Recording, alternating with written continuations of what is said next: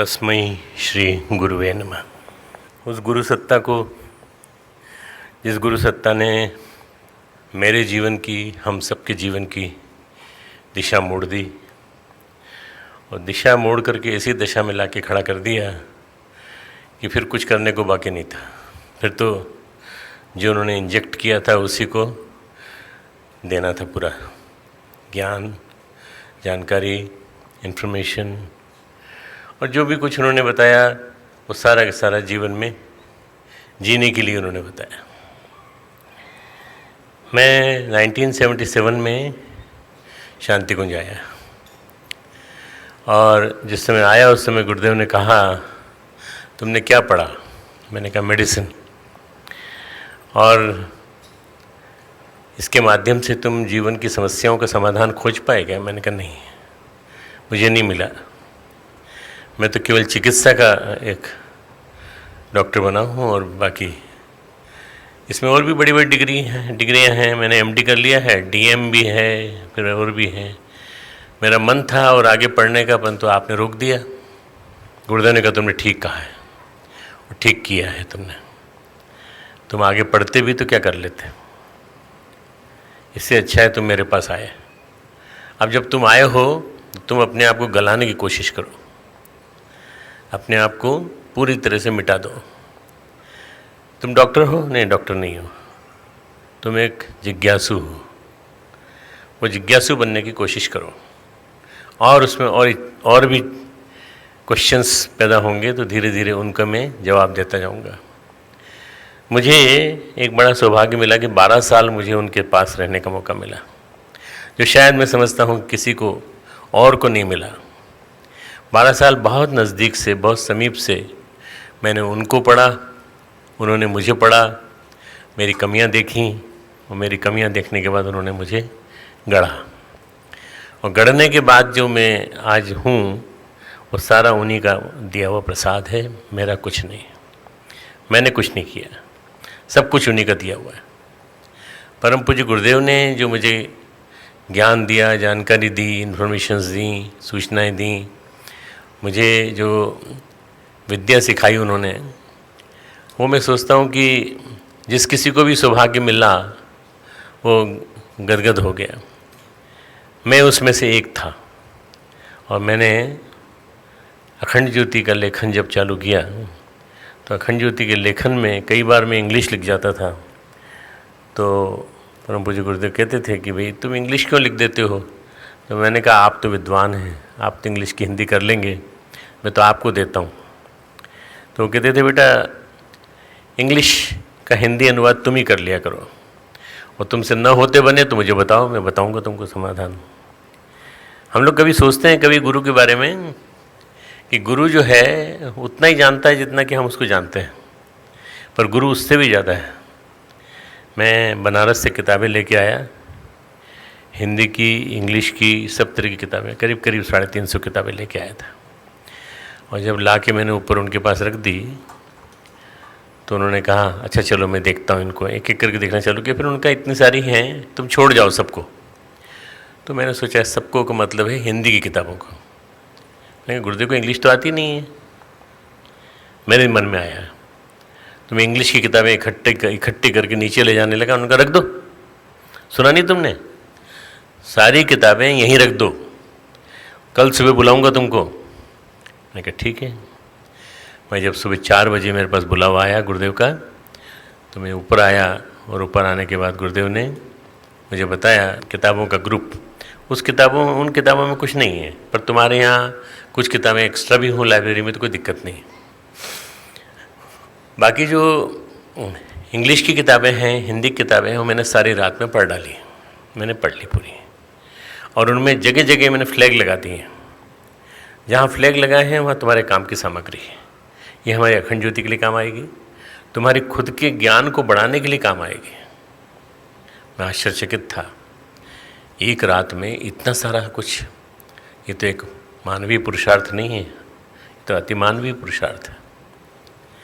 मैंने नमूने के रूप में देखने के लिए 3-4 किताबें छांटी, देखी उनको, और देखने के बाद मैंने देखा कि सब जगह एक एक चीज़ गुरुदेव ने, यहाँ तक कि केवल फ्लैग ही नहीं लगे थे, पेन से पॉइंट आउट कर रखा था कि इसको इतना इतना करना है, इसको इतना समराइज़ करना है, इसको ऐसा करना। ये एक आदमी का काम नहीं था, कम से कम 1000 आदमी लगे तब वो काम कर सकते हैं। पर वो सहस्त्र शीर्षा पुरुष सहस्त्राक्ष सहस्त्रपात, ये जो उक्ति है ये महापुरुषों के ऊपर, गुरु के ऊपर साकार होती है। ऐसा कहा जाता है गुरुदेव 5वीं तक पढ़े थे। मुझसे लोग कहते हैं कि आपके गुरुदेव तो 5वीं तक पढ़े थे। तो उन लोगों ने उन्होंने आप लोगों के भरोसे सारी किताबें बनाई। मैंने कहा नहीं, उनके भरोसे हमने इतनी सारी किताबें बनाई, जो भी बनाई हैं उनके भरोसे बनाई हैं। इसी से 3200 किताबें लिख करके तैयार हुई। मित्रों, मैंने 1981 से पहली किताब लिखना चालू कर दी थी। 81 से लेके फिर मैं लिखता चला गया, तो जैसे गुरुदेव का मार्गदर्शन मिला। मित्रों, वो हिंदी और इंग्लिश के बंधन से बंधे हुए नहीं थे, वो उससे अलग थे। एक ग्रुप आया था स्पेन से जो इंग्लिश में बात कर रहा था, और मुझे लग रहा था गुरुदेव तो अनुवाद नहीं कर, गुरुदेव को समझ में नहीं आएगा, तो मैं अनुवाद करता जा रहा था। शुरू में गुरुदेव ने मेरा मनोबल बनाए रखा, अनुवाद सुनते रहे। फिर गुरुदेव डायरेक्ट चालू हो गए और उन्होंने अपनी बात स्पेनिश में कही, गुरुदेव ने इंग्लिश में कही, और जो भी कुछ हुआ वो संवाद मेरे लिए आश्चर्यजनक था। जब मैं करीब आधे घंटे तक मैं सुनता रहा। मैंने कहा गुरुदेव से बाद में, मैंने कहा आपने क्या जादू कर दिया उनके ऊपर कि उनकी स्पेनिश को आपने समझ लिया और आपने अपनी इंग्लिश उनको सुना दी। गुरुदेव ये बोले, विद्वान की विद्वत्ता के उच्चतम स्तर पर भाषा भेद नहीं करती किसी प्रकार का। इसलिए मैं जो उनको समझ रहा था वही चीज़ मैं उनको अपनी भाषा में समझा रहा था। भले वो मैंने इंग्लिश में बोला हो तो क्या हुआ, तुम समझते थे ना कि मैं इंग्लिश नहीं आती मुझे। मैंने कहा हाँ, सोचता था ऐसा। तो ऐसा मत सोचना कभी। गुरु जो है उसके बारे में कहा जाता है वहाँ बड़ा गुरु है, वो बड़ा गुरु है, बड़े गुरु थे वास्तव में। किसी व्यक्ति के बारे में कहते हैं ना कि बड़ा अपने फील्ड में बड़ा मास्टर है, तो बड़ा गुरु है, वो बड़ा गुरु है। तो बहुत बड़े गुरु थे वास्तव में। मेरे को उनका सानिध्य मिला, और उनका सानिध्य मिला, अंत तक सानिध्य मिला, जब तक उन्होंने शरीर नहीं छोड़ा। तो मैं अपना सौभाग्य मानता हूँ, एक बहुत बड़ा सौभाग्य मेरे जीवन में आया और वो मैंने अपने जीवन में उतारा। उनके जीवन से मैंने बहुत कुछ चीज़ें सीखी, पर सबसे बड़ी चीज़ अच्छे विचारों का संकलन करो, अच्छे विचारों का संकलन करो और उनको बांटो, और उनको जन जन के बीच में बांटो। जब विश्वविद्यालय का कंसेप्ट आया तो ये भी गुरुदेव के आदेश पे आया था। गुरुदेव तब नहीं थे, पर गुरुदेव जब थे तब दे गए थे आदेश कि हमारे उत्तराधिकारी इस विश्वविद्यालय को खड़ा करेंगे और इस विश्वविद्यालय के माध्यम से सारे विश्व में फैलेंगे। मित्रों, जब मैं आज चिन्मय को यूरोपियन कंट्रीज़ में जाते हुए देखता हूँ और अलग अलग देशों में अलग अलग भाषा के लोगों में उनका काम करते देखता हूँ, तो मैं समझता हूँ कि गुरुदेव ने सारी शक्ति बांट दी अपनी पूरी की पूरी। अभी एक चिन्मय है, आगे चल के और 50 चिन्मय खड़े होंगे, और वो खड़े होकर के फिर पूरे देश में, पूरे विदेश में। और मुझे पूरा विश्वास है कि ये जो भारत है, इसकी इस भारतीय संस्कृति का चिंतन ये पहुँचेगा जन जन के बीच। तो ये जो चीज़ें हैं, जीवन के जो मूल रहस्य हैं, जीवन जीने की कला है, ये सारी की सारी शिक्षा में होनी चाहिए। ये किसी विद्यालय में नहीं है, किसी महाविद्यालय में नहीं है, किसी विश्वविद्यालय में नहीं है जो हम यहाँ देते हैं आपको। मैंने अपने जीवन में सीखा है, सीखते सीखते बहुत आगे बढ़ा हूँ। मैंने कई लोगों से सीखा है, जहाँ जहाँ गया हूँ वहाँ भी सीखा है, जहाँ जहाँ गया हूँ उन लोगों से भी मैंने ज्ञान लिया है। ये सबसे बड़ी क्वालिटी हमारे डॉक्टर राधाकृष्णन की थी। उन जिनका जन्मदिन आज हम मना रहे हैं 5 सितंबर 1888 में जो पैदा हुए थे, और जिन्होंने वास्तव में सही अर्थों में देखा जाए तो एक ऐसा जीवन जिया जो तपस्वी का जीवन होता है। सर्वपल्ली उनके गांव का नाम था, सर्वपल्ली, डॉक्टर सर्वपल्ली राधाकृष्णन। वो कई विश्वविद्यालयों में वाइस चांसलर रहे, कई विश्वविद्यालय के कुलाधिपति रहे, चांसलर रहे, और कई विश्वविद्यालयों के काम करने के बाद उन्होंने अपने जीवन में एक प्रयोग किया कि वो राजनीति में जा सकते हैं क्या। तो मैंने भारतीय दर्शन और पाश्चात्य दर्शन, Indian philosophy and western philosophy, इसके ऊपर किताब पढ़ी उनकी। उसके बाद मैंने सबसे पहले जो लेसन पढ़ा पैरेललिज्म इन द रिलीजन, दोनों में समानांतर क्या है, उसके बाद उनकी जो थी धर्म और विज्ञान का समन्वय, ये उनकी किताब थी। ये जो किताबें हैं इससे पता चलता है कि उस आदमी की विद्वत्ता कितनी गूढ़ थी। सिंपल सा जीवन, एक अचकन, एक ऊपर पगड़ी, वो भी भारतीय संस्कृति का प्रतीक। दक्षिण भारत के महापुरुष थे और दक्षिण भारत के महापुरुष होने के बावजूद भी उन्होंने अपने आप को सिंपल रखा, बिल्कुल सादा। पहले उपराष्ट्रपति, दूसरी बार फिर बनने के लिए ऑफ़र आया उनका कि दूसरी बार राष्ट्रपति भी आप ही बनिए। उन्होंने मना कर दिया। उन्होंने कहा मैंने एक बार कर लिया, बस अब नहीं। अब मैं अपने गांव जाऊंगा, अपने क्षेत्र में रहूंगा और अब जो भी कुछ लेखन बाकी है वो करूंगा। 1975 में उन्होंने शरीर छोड़ दिया। 1888, 1975। बहुत कुछ कर सकते थे, पर उन्होंने भारत के लिए जो किया, भारत की जो मानसिकता थी, नेहरू जी की जो पाश्चात्य मानसिकता थी, उसको बदलने का काम उन्होंने किया। नेहरू जी ने एक बहुत बड़ा काम किया। 1947 में जब वो भारतीय झंडा फहराया जाने वाला था, उस समय एक प्रवचन उनका कराया, उद्बोधन कराया, और वो उद्बोधन था डॉक्टर राधाकृष्णन का। उन्होंने पूरे के पूरे संसद सदस्यों को, पूरी सभा के सदस्यों को, सबको सुनाया कि देखिए आप क्या करने जा रहे हैं, आप इस नया देश गढ़ने जा रहे हैं, इस नए देश की क्या समस्याएं होंगी, क्या समाधान होगा, ये उन्होंने बताया। मित्रों, उन्होंने जब वो लेक्चर देते थे, आपको आश्चर्य होगा कि गीता पे उनके व्याख्यान जब होते थे तो सारी फील्ड के लोग, फिजिक्स के, केमिस्ट्री के, फिलॉसफी के, संस्कृत के, सब के सब आकर के उनके दरवाज़ों के बाहर खड़े रहते थे और खड़े होकर के सुनते थे। वो लोग जानना चाहते थे और ज़्यादा जानना चाहते थे। उनका बहुत ही विद्वत्ता, उच्च कोटि की विद्वत्ता थी और विनम्रता थी, सब बढ़िया, बहुत सुंदर। ऐसे उपराष्ट्रपति और ऐसे राष्ट्रपति से हमारा ये शुभारंभ हुआ भारतवर्ष का। मैं सोचता था ये आगे बढ़ेगा, परंतु उसके बाद फिर राजनीतिक लोग आ गए राष्ट्रपति के रूप में। बीच में एक क्रम आया जिसमें हमारे एपीजे कलाम साहब आए। मैं समझता हूँ कि राष्ट्रपति के रूप में इन्होंने जो काम किया वो अलग है, पर एक राजदूत के रूप में जिन्होंने काम किया वो सबसे अलग है। मुझे उस कक्ष में बैठने का मौका मिला है जिस कक्ष में उन्होंने कई साल बिताए, 5 साल बिताए। मैं उस कक्ष में बैठा हूँ। वहाँ के जो हमारे राजदूत थे मॉस्को के, उन्होंने कहा डॉक्टर साहब आप बहुत फॉर्चुनेट हैं, आप यहाँ बैठे हैं। इसी में डॉक्टर राधाकृष्णन अपने लोगों से मिला करते थे और बात करते थे। मैंने अपने आप को बड़ा सौभाग्यशाली माना कि रशिया के मॉस्को में मैं बैठा हूँ और यहाँ पर ये करीब होगी बात 2014-15 की, मैं होके आया वहाँ पर। तो मित्रों, उन्होंने एक डिप्लोमेट के रूप में भी, एक राजनीतिक के रूप में भी अपनी छाप छोड़ी और एक लेखक, दार्शनिक, हर दृष्टि से एक विद्वान आदमी।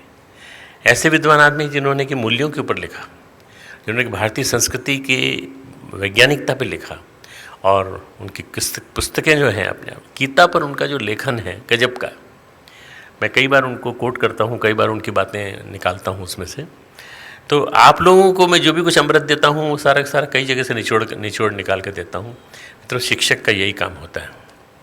शिक्षक क्या करता है? शिक्षक कई जगह से सामान निकाल करके और अपने विद्यार्थियों के बीच में परोस देता है। अब विद्यार्थी का ये काम है कि इसको औचित्य के आधार पर जितना उसके लिए ज़रूरी हो उतना समझे। कोई ज़्यादा कठिन हो तो ना समझ में आए तो पूछ ले, कोई दिक्कत नहीं। तो मित्रों, मैं शिक्षण को अभी भी ये मानता हूँ कि सबसे बड़ा धर्म अगर कोई है तो शिक्षा, उसके बाद है चिकित्सा। ये ब्राह्मण के 2 ही कर्म हैं, ब्राह्मण के 2 ही कर्म हैं। कोई भी जाति हो, हमें फ़र्क नहीं पड़ता। आप इतने शिक्षक बैठे हैं, शिक्षकों की कई जातियाँ होंगी, पर आप ब्राह्मण हैं क्योंकि आप शिक्षा देते हैं, और शिक्षा और विद्या दोनों मिला करके देते हैं। आपने जीवन में उसको जिया है और आप वो विद्यार्थियों को देते हैं। मित्रों, ये जो पठन पाठन है ये तो अलग बात है, पर सबसे बड़ी चीज़ है इनको जीवन में उतारने के लिए प्रेरणा, इंजेक्शन। जब डॉक्टर इंजेक्शन तैयार करता है तो पेशेंट परेशान हो जाता है कि क्या मालूम क्या होगा, कितना पेनफुल होगा इंजेक्शन। कई इंजेक्शन बड़े पेनफुल होते हैं। कैंसर के लिए जो ड्रग दी जाती हैं वो इंजेक्शन इतने पेनफुल होते हैं कि उनको जब देते समय ही डॉक्टर के चेहरे से पता चल जाता है कि क्या दिया जा रहा है। और उसके बाद जब वो उसको ले लेते हैं, तब उसके बाद जब सेल्स मरना चालू होते हैं, पैथोलॉजिकल सेल, एबनॉर्मल सेल्स, तब उनको पता चलता है कि इसका ये था। तो मैं चाहता हूं कि आपके अंदर कोई एबनॉर्मलिटी हो सेल्स की, वो निकल जाए और नॉर्मलिटी सेल्स की आ जाए। आपके जीव कोश आपके बदल जाए, पूरी तरह से आमूलचूल परिवर्तन हो जाए। Negativity out, positivity in. मैं पॉजिटिविटी को इंजेक्ट करता हूँ, पॉजिटिविटी को, और बार बार ये कहता हूँ कि अपने जीवन में अच्छाइयों को जियो। आपको नतीजा अपने इसी जीवन में मिलेगा, कहीं नहीं जाना पड़ेगा। किसने देखा है परलोक, किसने देखा है स्वर्गलोक? किसी ने नहीं देखा, पर आप लोगों को इसी जीवन में नतीजा मिलेगा। मेरे पास सारे बच्चे मेरे संपर्क में हैं, जितने बच्चे यहाँ से पास आउट होके गए वो सारे मेरे संपर्क में हैं, व्हाट्सएप के थ्रू, ईमेल के थ्रू और अन्य माध्यमों के थ्रू। तो जब वो आते हैं और मुझे बताते हैं कि सर हमने ये सीखा, सर हमने ये सीखा, सर वहाँ जाके हमने क्लासेस ली, ये ली, मुझे बहुत अच्छा लगता है। मेरे साथ साथ लाइफ मैनेजमेंट की क्लासेस चिन्मय लेता है, हमारे वीसी साहब लेते हैं, और भी लोग लेते हैं। मुझे बहुत अच्छा लगता है कि मुझे सप्लीमेंट करने वाले और लोग भी मौजूद हैं यहाँ पे, और आगे ये परंपरा चलती रहेगी, अनवरत चलती रहेगी। निश्चित रूप से देव संस्कृति विश्वविद्यालय जो काम कर रहा है मित्रों, किसी ने नहीं किया। किसी ने अपने जीवन में ऐसा विश्वविद्यालय नहीं देखा जहाँ जीवन मूल्यों को इतने ज़्यादा सटीक भाव से प्रस्तुत किया जाता हो जैसे यहाँ प्रस्तुत किया जाता है। शिक्षक दिवस पर समस्त शिक्षकों को, भावी शिक्षकों को, वर्तमान शिक्षकों को, और मेरे प्यारे प्यारे यहाँ के स्टाफ मेंबर्स को, जो मेरे कहने पर, एक इशारे पर, कम से कम वेतन पर यहाँ काम करने के लिए राजी हो गए, मैं बधाई देता हूँ, खूब खूब आशीर्वाद देता हूँ। और एक ही बात कहता हूँ कि जीवन में कई मौके आएंगे, आगे भी मौके आएंगे, अगला जीवन भी हो सकता है बहुत अच्छा मिले आपको, पर इस जीवन में इस विश्वविद्यालय को छोड़ना मत। इस विश्वविद्यालय की संजीवनी अपने जीवन में लेकर के जाना साथ में। ये टीचर्स डे का संदेश है कि हम अपने जीवन में इन सब चीज़ों को उतारते रहें। यही काम आएगा और कोई काम नहीं आएगा। नचिकेता से कहा ना उन्होंने, यम ने, यही है वो सत्य। तो बोले मुझे भी यही चाहिए, मुझे और कुछ नहीं चाहिए। नचिकेता कुछ और मांगने गया था, पर जब गया तो उसने देखा कि हमारे गुरु के पास तो बहुत कुछ है, वो लेके आया। तपस्व सौम्य, तप करो सौम्य, तप करो। बस यहाँ से चालू होता है 5 कोशों की साधना, और उसके बाद जीवन का सही रूप। मित्रों, मैं सोचता हूँ कि बहुत ही सौभाग्य है हमारे शिक्षकों का भी, शिक्षिकाओं बहनों का भी, हमारे टीचर्स का भी, हमारे डेमोन्स्ट्रेटर्स, छोटे स्तर पे बैठे हुए कार्यकर्ता, हमारे स्टाफ के लोग, जो भले ही यह पढ़ाते नहीं हो पर जीवन में पढ़ते तो हैं, अपने जीवन में तो पढ़ते हैं, और अपने जीवन में पढ़ते हैं तो दूसरों को जब भी कुछ सलाह देते होंगे तो वो उसी से मिली जुली देते होंगे। मैं मानता हूँ कि आपका सौभाग्य है कि आप यहाँ हैं। आप निश्चित रूप से आप इन सब चीज़ों को जीवन में उतारने की कोशिश करें, आपका जीवन धन्य हो जाएगा। खूब खूब मंगल कामनाएं, खूब खूब आशीर्वाद। हमारे YouTube चैनल शांति कुंज वीडियो गायत्री परिवार को सब्सक्राइब करें एवं बेल आइकन जरूर दबाएं ताकि गायत्री परिवार की विभिन्न गतिविधियों की जानकारी आपको मिलती रहे।